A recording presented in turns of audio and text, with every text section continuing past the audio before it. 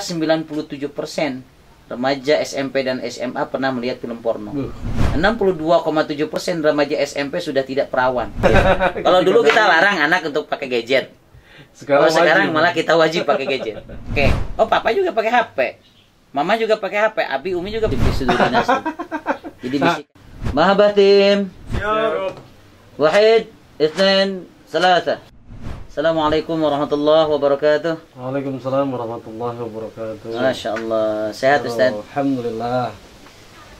Alhamdulillah wa syukurillah. Pada kesempatan hari ini sahabat fillah dimanapun berada, kita berada di podcast Majelis Mahabbah.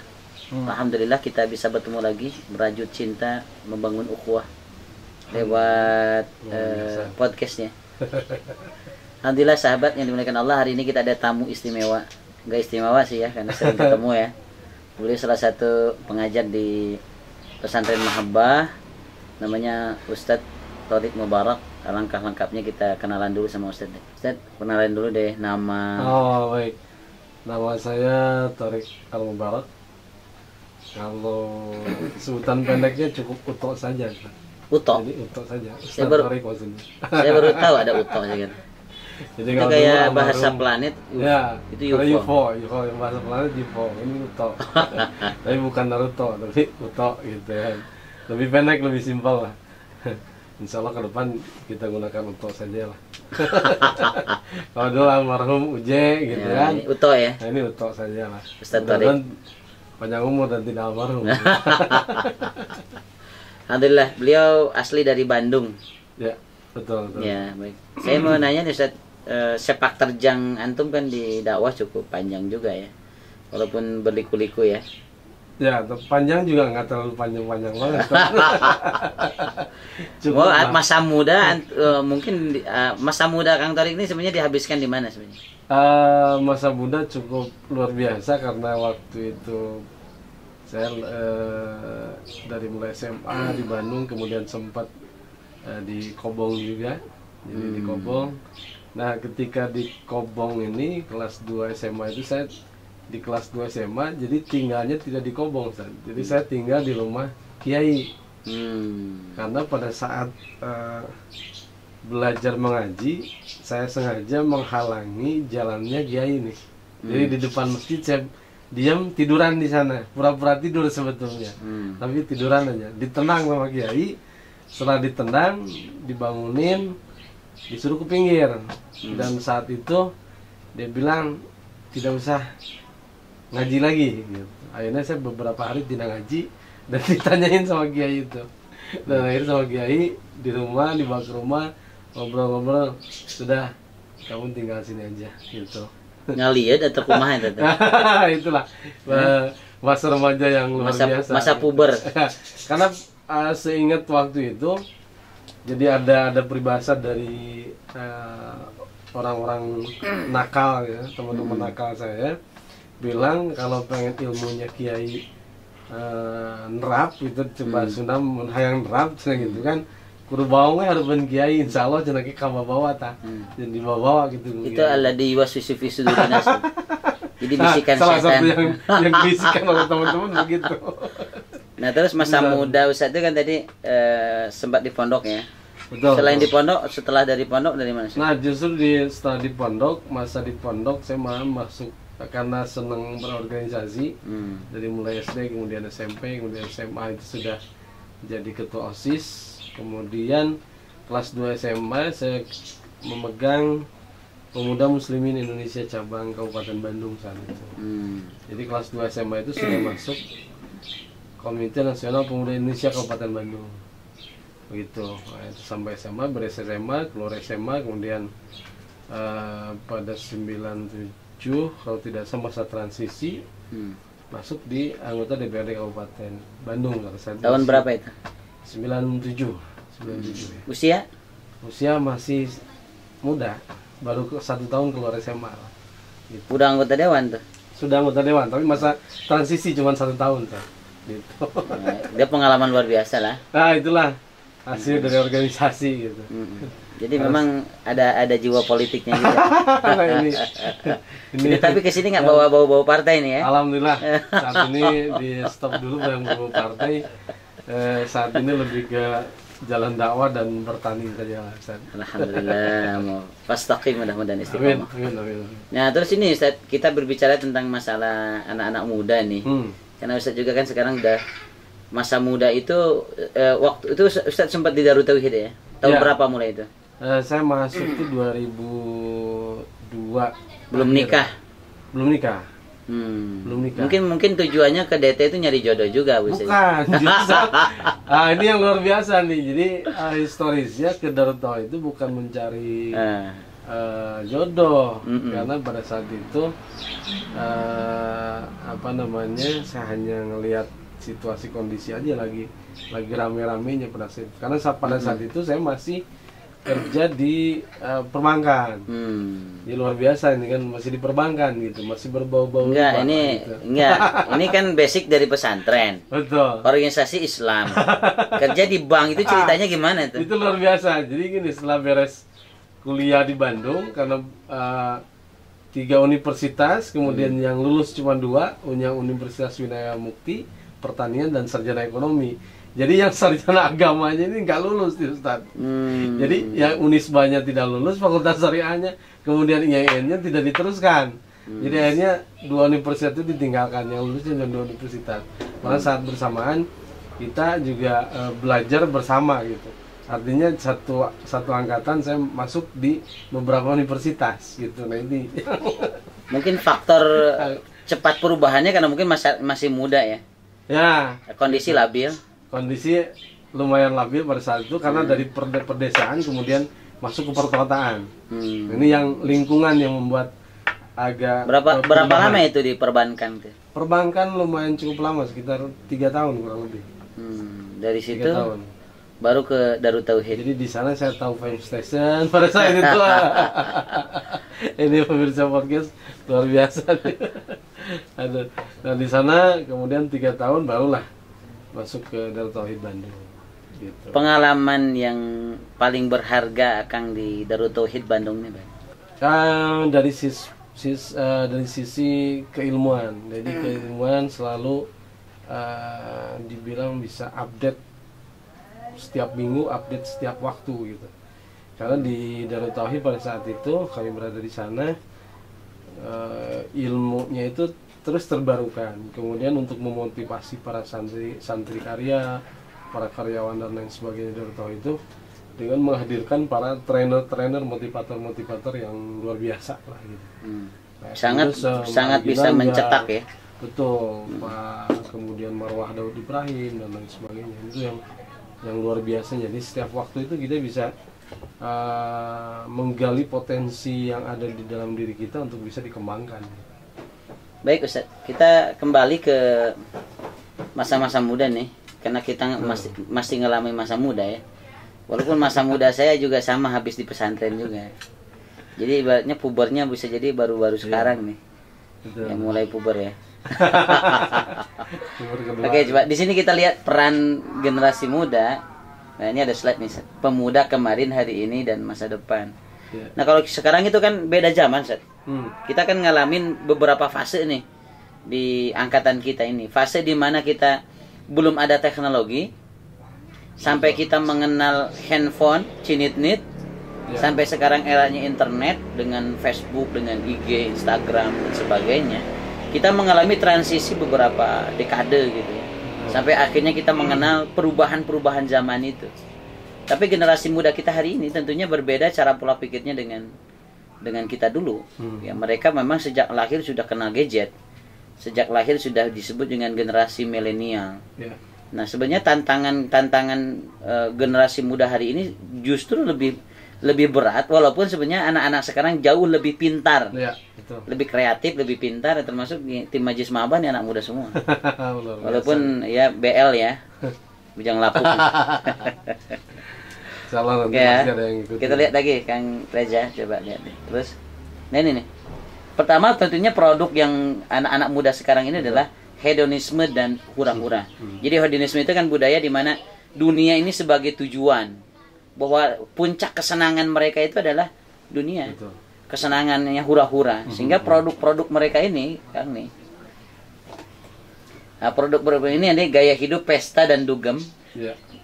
Kontes idol dan sejenisnya, geng motor dan klub-klubnya, PS dan game online, termasuk gadget, handphone dan sebagainya, itu jadi kecanduan. Kemudian kecanduan narkoba dan gila bola luar biasa. Ini produk hedonisme dan hura-hura bagi anak-anak muda sekarang. Sehingga memang untuk mencetak generasi muda hari ini tantangannya nggak ringan juga gitu. Untuk bisa menyentuh anak-anak muda sekarang, apalagi dakwah yang sifatnya monoton, yang ya mungkin gaya-gaya kita dulu ya. Nah, itu kalau saat ini dipakai udah terlindas ya. Sangat tertinggal. Oke. Nah, sekarang melihat kondisi anak muda sekarang ini, kalau Ustadz melihat ya, kan punya anak lagi masa-masanya usia mau nginjak muda ya, remaja ya. Betul. Nah, kira-kira Ustadz melihat anak muda sekarang ini tantangannya akhir zaman ini seperti apa, Ustadz? Subhanallah, sungguh luar biasa Ustadz ketika berbicara sekarang dengan masa saat ini, teknologi yang begitu luar biasa. Sekarang ada 5G, ini sudah mulai masuk, 4G akan dipindahkan ke beberapa khusus provider, dan 5G juga sekarang tuh sudah mulai akan dipindahkan ke provider tertentu. Nah, kemudian dari sisi multimedia, saat ini sekarang sudah masuk multimedia dengan sistem digital, jadi tidak lagi analog. Ini yang terus berkembang. Bahkan kemarin di beberapa stasiun TV nasional swasta, dia mental di Mahkamah Agung pada saat itu, sehingga untuk mereka beberapa stasiun televisi harus berbasis digital, sudah tidak bisa analog lagi. Ini kan kemajuan teknologi yang sangat luar biasa, yang mana kalau tidak dibentengi oleh agama, oleh kita, tidak diberikan dasar-dasar, kemudian tidak diarahkan, maka akan tergerus oleh teknologi yang saat ini yang sangat-sangat begitu canggih gitu. Dan bahkan beberapa kemarin Facebook juga sudah mengatakan bahwa mudah bagi teknologi untuk menerapkan sistem chip pada manusia, dan boleh jadi orang sudah ditempelkan chip di badannya, kemudian kemanapun dan dimanapun dia berada itu sudah terdeteksi. Ini yang terjadi. Maka faktor utama, fondasi utama adalah pendidikan kepada anak-anak ini, bagaimana kita bisa menerapkan bahwa segala sesuatu, mau kemajuan teknologi, keberagaman dan perkembangan miniatur elektronik, akan tetapi kita tentunya kembali kepada Allah Subhanahu wa taala. Nah, itu yang paling penting, pendidikan tauhid kepada generasi-generasi ini, bahwa kita tidak akan kemana-mana, pasti akan kembali kepada Allah Subhanahu wa taala. Nah, ini kondisi sekarang ini kan dengan teknologi gadget ya. Ada tingkat kecanduan pasti. Betul. Nah, kalau kecanduan itu kan dia memiliki sifat autopilot ya. Kenyamanan ketika berada di tanpa sadar nih dengan gadget, dengan handphone itu. Ya termasuk kita lah hari ini. Betul. Kayaknya hidup tanpa handphone bagaikan malam tanpa bintang gitu. Bahkan bisa jadikan istri kedua. Istri kedua. Ya, karena takut ketahuan istri passwordnya. Nah, ini ketika gadget ini saja, ini menjadi sesuatu habit, kebutuhan yang luar biasa, kecanduan yang sangat luar biasa, sehingga ada kegelisahan. Ada kegelisahan ketika tidak ada sinyal, ketika tidak ada paket, ketika tidak update status, ketika tidak berinteraksi dengan gadget, yang berdampak tentunya hal-hal yang biasa, terutama ya membentuk generasi yang anonium, individualistik. Lebih ibaratnya kalau gadget itu kan mendekatkan yang jauh menjauhkan yang dekat gitu. Dengan gadget itu, terus anak juga jadi sulit untuk berinteraksi sosial dengan tetangga, dengan itu ya. Nah, ini juga kita lihat dampak efek daripada ini yang pertama ya. Terus coba kita lihat dari sini. Ini adalah nafsu syahwat yang bergelora. Betul. Jadi generasi kita ini hari ini dengan gadget ini, mereka dengan sangat mudah dalam hitungan detik dia bisa membuka situs YouTube, aplikasi web dan sebagainya, bahkan tontonan film yang mungkin, apalagi kalau misalkan akses internet ini kan beda dengan televisi ini masih ada rambu-rambunya. Kalau akses internet ini bahasa kadang juga kasar, tidak mendidik. Betul. Kemudian juga aktivitas yang dilakukan di sana juga vulgar sekali. Coba lihat lagi di sini data survei. Ini hasil survei Komnas Anak di 12 provinsi dengan responden 4.500. Ini survei Komnas Perlindungan Anak di tahun 2010. 90 setelah gadget itu menyebar di Indonesia menjadi hal yang tidak tabu, maka kita bisa lihat data 97% remaja SMP dan SMA pernah melihat film porno. 93,7% pernah berciuman hingga petting atau bercumbu. 62,7% remaja SMP sudah tidak perawan. Dan 21,2% remaja SMA pernah melakukan aborsi. Ini sebenarnya kita ini kayak seperti lost generation sebenarnya. Akan hilang satu generasi di mana akan lahir generasi-generasi yang dia hilang akhlak, hilang agama, hilangnya akidah hanya karena modernisasi dan teknologi yang hadir, Ustaz. Ya, ya. Nah, sekarang bagaimana langkah-langkah yang patut kita pikirkan nih sama-sama nih, Ustaz? Yang kira-kira yang Ustaz pikirkan, yang Ustaz harapkan, atau mungkin udah diterapin, atau mungkin ya kepikiran harus begini nih kayaknya. Ya memang yang paling utama dan yang pertama tentunya kita di dalam internal dulu, jadi keluarga, ya kan. Sudah dijelaskan juga ku anfusakum wa ahlikum nar, jagalah dirimu dan keluargamu dari siksa api neraka. Tentu yang pertama kali harus kita lindungi adalah keluarga kita, kemudian anak-anak kita. Ini juga cukup lumayan menguras tenaga pikiran dan perasaan tentunya. Menguras tenaga pikiran dan perasaan ketika kita memberikan pemahaman kepada anak kita. Jadi yang pertama untuk meminimalisir gadget ini, saya selalu memberikan waktu dibatasi, limit yang dibatasi dalam proses penggunaan gadget. Nah kemudian kalau melalui PC atau komputer atau laptop diharapkan selalu membuka pintu.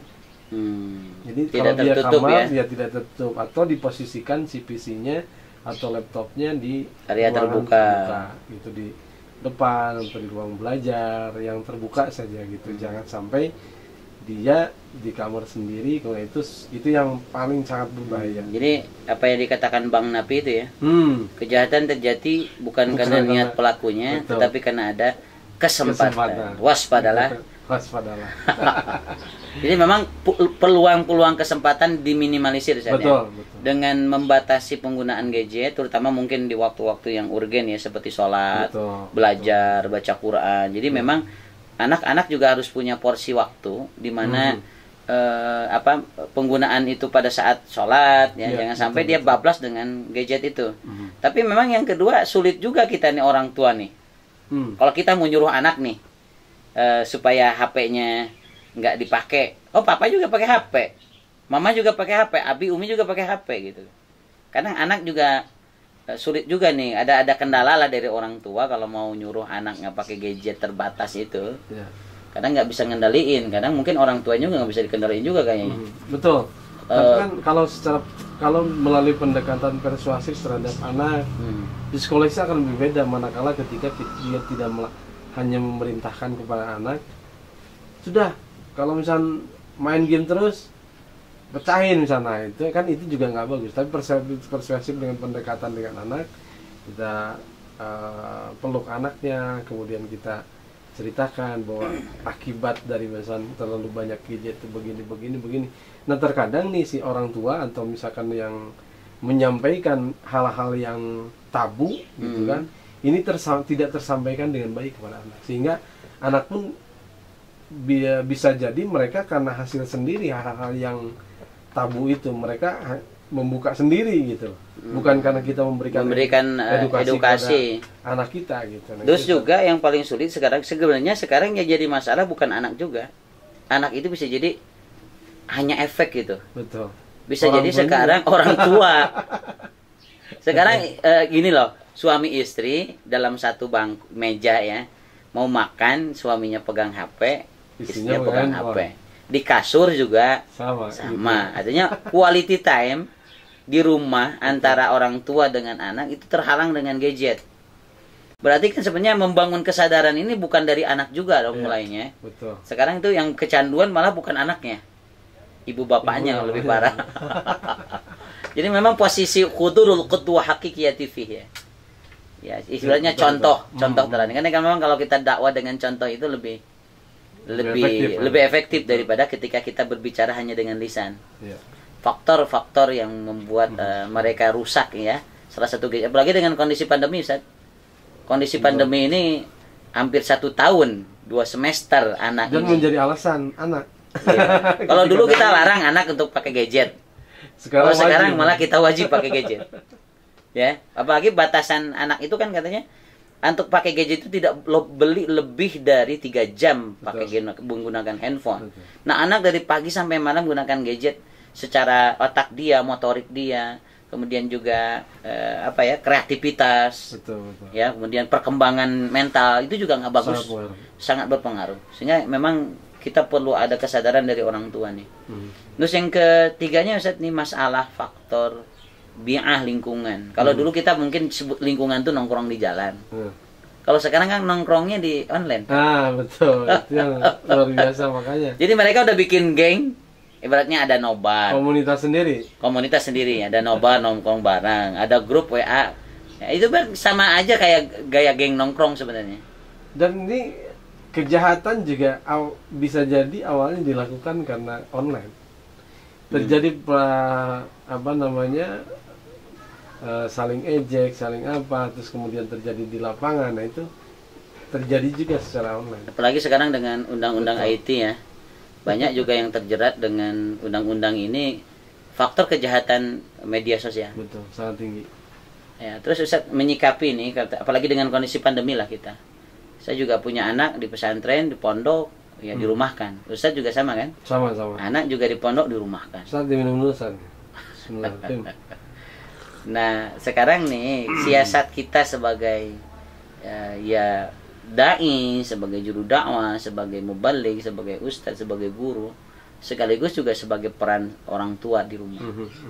Mensiasati kader-kader, apalagi sekarang masjid diliburkan, pengajian diliburkan, remaja masjid libur, sekolah libur.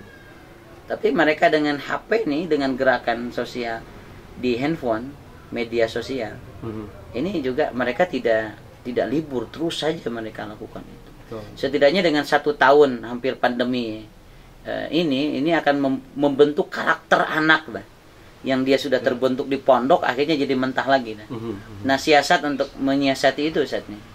Ya, ini kan luar biasa nih masa pandemi seperti ini. Kemudian tapi yang menjadi dasar penting adalah kita ini berkewajiban untuk berdakwah dalam setiap saat, setiap waktu. Itu yang paling penting dimanapun berada. Nah, terlebih lagi khusus pada saat ini untuk generasi muda, tentu ketika bermain di medsos, maka harapannya gunakanlah fasilitas medsos ini dengan hal-hal yang baik, gitu kan. Contoh yang dilakukan Ustadz saat ini, perubahan-perubahan di konten Mahabbah TV dan lain sebagainya, itu konten-konten yang luar biasa menurut saya. Dan ini selalu kita share kepada teman-teman generasi muda untuk bisa memberikan edukasi bahwa hal-hal seperti ini hal yang bagus, yang berpotensi untuk bisa memberikan kebaikan dalam masa pandemi ini kepada orang lain melalui media sosial. Itu yang paling penting lah terhadap. Jadi kami berharap kepada generasi muda saat ini, manfaatkanlah teknologi kemudian media sosial sebagai media untuk mengajak dakwah dalam kebaikan. Ya, terus juga kalau dulu di sekolah waktu offline ya, ada gurunya, ada kepala sekolahnya. Ya, secara otomatis sekarang orang tua ini menjadi kepala sekolah dan gurunya. Ya, bapak menjadi kepala sekolahnya, ibu jadi gurunya. Ya, sekolahnya secara otomatis di rumah pindah. Betul. Sehingga harus punya aturan, harus punya visi, punya misi, punya program yang ya secara terpaksa mungkin. Ya, secara terpaksa orang tua harus terjun langsung untuk mendidik anak. Jangan sampai mereka menjadi lalai dengan kondisi pandemi yang tidak pasti kapan anak ini bisa sekolah. Betul. Maka secara tidak langsung juga peran orang tua untuk di rumah mendidik generasi-generasi kita supaya tidak salah jalan ini menjadi sesuatu yang sangat penting sebenarnya itu.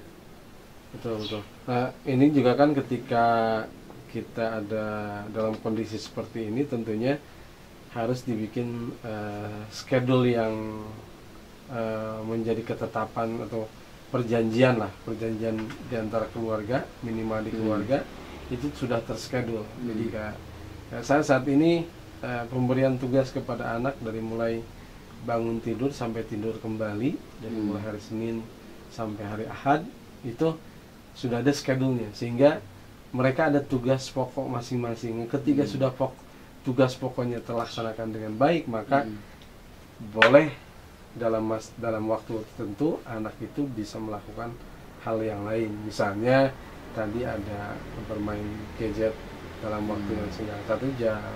Ice breakingnya lah ya. Ice breakingnya gitu. Ini yang dilakukan saya di minimal di keluarga. Iya. Gitu. Ya, itu jadi contoh bagus Ustaz. Betul. Yang mudah-mudahan jadi inspirasi juga buat sahabat-sahabat semua dimanapun berada, bahwa kondisi pandemi ini tidak juga menghalangi kita untuk berkreasi. Saya pikir ini akan menjadikan kita untuk jadi lebih kreatif, ya.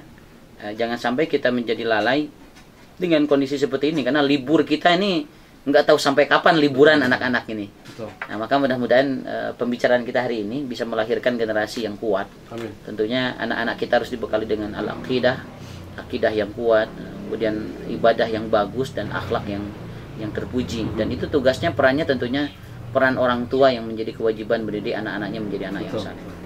Mungkin pesan Ustaz? Pesan saya terhadap generasi muda saat ini, mari kita sama-sama untuk senantiasa menggali potensi diri kita untuk memberikan yang terbaik dalam masa hidup kita. Karena hidup ini ternyata kita saksikan bersama, tidak hanya merenggut orang tua saja, tapi generasi muda, generasi yang begitu mulia.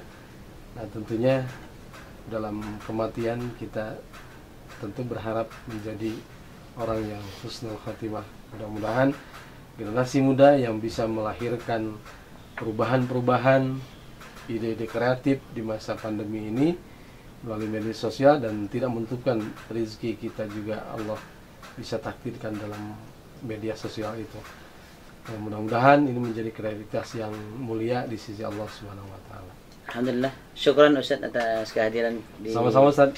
Majelis Mahabbah Podcast, yang mudah-mudahan menjadi pintu keberkahan untuk kita semua. Amin. Amin. Baik sahabat semua, jangan lewatkan terus edisi podcast kita setiap pekan, setiap hari Ahad ba'da zuhur ya, untuk ikut di podcastnya Mahabbah. Dan jangan lupa untuk ikut juga gabung di channel Mahabbah TV di YouTube maupun di Instagram.